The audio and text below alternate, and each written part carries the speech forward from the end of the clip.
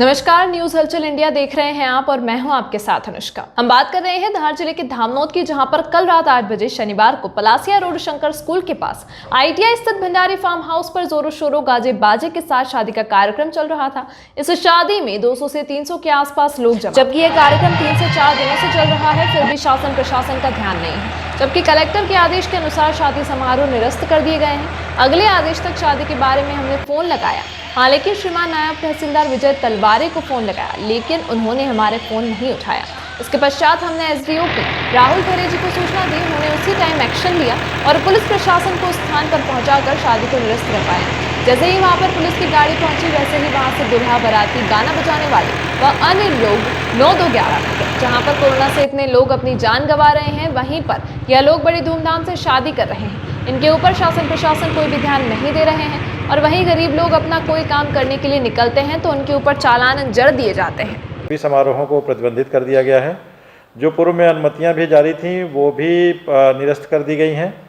इसके अलावा crisis management committee में ये भी निर्णय लिया गया है कि ये कोरोना कर्फ्यू 17 तारीख की सुबह 6 बजे तक इसको बढ़ाया जाएगा और भी सख्त इसमें प्रतिबंध लागू किए जाएंगे।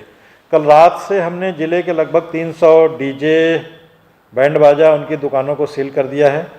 सभी शादी समारोह आयोजित करने वाले होटल, मैरिज गार्डन्स, इनको सबको नोटिस दे दिए गए हैं, और कहीं भी इसका प्रतिबंध पाया जाता है, इसका उल्लंघन, तो उनको भी सील किया जाएगा और साथ ही साथ उनके ऊपर 188 के तहत कार्रवाई भी की जाएगी।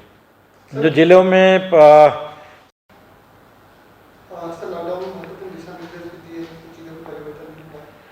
पिछले 20 दिनों से संपूर्ण जिले में विभिन्न निर्देशों के साथ कोरोना कर्फ्यू लागू किया गया है, और इसका परिणाम ये रहा है कि जो संक्रमण लगातार बढ़ता जा रहा था और बढ़ते हुए 20 से 21% तक पहुंच गया था, आज पिछले एक सप्ताह से थोड़ा स्थिर होते हुए 18% के इर्द गिर्द है। लेकिन फिर भी प्रतिदिन ज़िले में 200 से 250 प्रकरण आ रहे हैं, लोग संक्रमित हो रहे हैं। और सबसे दुखद बात यह है कि ये स्ट्रेन काफ़ी घातक है, जो बहुत तेज़ी से फैलता है।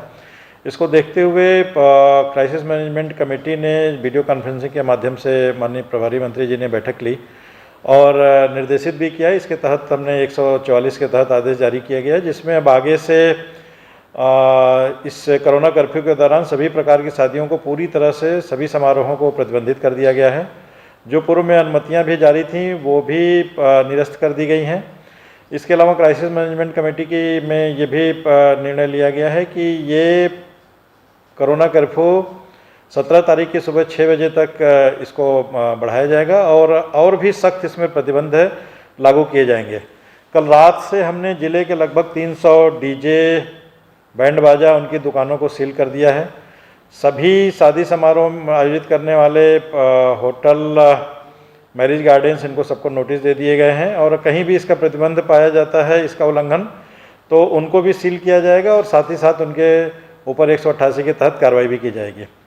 जो जिलों में सब्जी के बारे में लगातार लोग निकल के आते थे, हमने सब्जी मंडी को पूरी तरह से प्रतिबंधित किया है। केवल सप्ताह में वो 2 दिन खुलेंगी और ठेले से भी उसी दिन केवल वितरण हो सकेगा, जिससे लोगों का मिनिमम कांटेक्ट हो। प्रेस मीडिया, सभी चैनल के माध्यम से मैं लोगों से अनुरोध करूंगा कि जिस तरह से पिछले 20 दिनों में लोगों ने धैर्य का परिचय दिया है, लेकिन कुछ लोगों के नाते अनावश्यक निकल के आने से ये पूरी चेन ब्रेक करने में हमें दिक्कत होती है। इतनी कड़ाई से इसका पालन करें और स्वयं पे अपने नियंत्रण रखें, जिससे हम इस चेन को ब्रेक कर सकें। जो पैनिक था वो थोड़ा कम हुआ है। अस्पतालों पे जो भीड़ उमड़ के आ रही थी, थोड़ी उसमें कमी आई है, किंतु अभी हमें इसमें बहुत काम करने की आवश्यकता है। जो हमारे ज़िले का 1000 का लक्ष्य है सैंपलिंग करने का, उसमें हम लोग प्रतिदिन 1500 से ऊपर सैंपलिंग कर रहे हैं, रैट के माध्यम से, RT-PCR के भी माध्यम से। हमें जो नई लैब आवंटित हुई है अहमदाबाद की, उसमें रोज़ रात में 11 बजे हमारे सैंपल ले जाते हैं और अगले दिन हमें 8 बजे तक सैंपल प्राप्त हो जाता है, और रात में हम लोग सभी व्यक्तियों को उसकी सूची भेज देते हैं।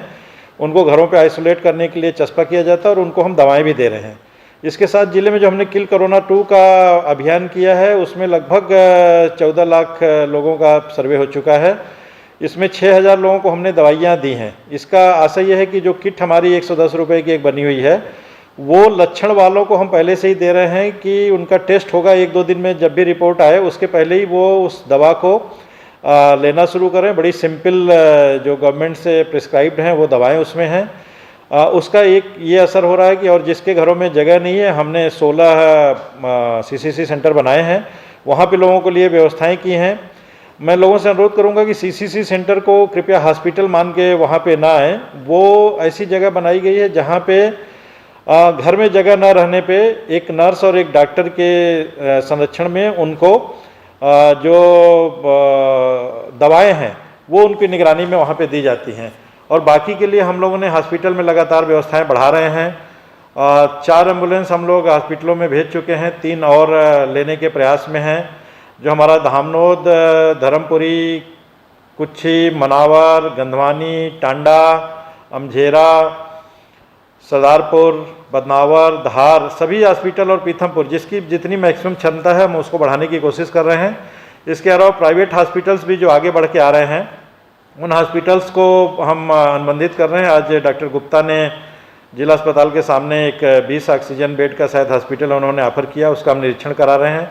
बहुत जल्दी हम उसको भी जोड़ेंगे जिससे लोगों को मदद मिल सके। जितने प्राइवेट हॉस्पिटल्स हैं, जो 10 हमारे यहाँ रजिस्टर्ड हैं, इसमें कमलाबेन हॉस्पिटल धामनोद ने भी अपने को रजिस्टर्ड करा लिया है। इन अस्पतालों के माध्यम से लगभग 200 बेड पे लोगों को ऑक्सीजन की सुविधा मिल रही है। आपके माध्यम से ये भी अनुरोध है कि जो अन्य प्राइवेट हॉस्पिटल जो नॉर्म्स का पालन करते हैं वो इसमें शामिल होते हैं, तो हम उनका स्वागत करते हैं। गवर्नमेंट हॉस्पिटल में जैसे ही ऑक्सीजन की और हमें व्यवस्था हो जाएगी, अभी नया प्लांट चालू होने से काफ़ी सुविधा प्राप्त हुई है, जैसे ही और सुविधा बढ़ेगी हम हॉस्पिटल में ऑक्सीजन बेड्स की संख्या भी बढ़ाएंगे।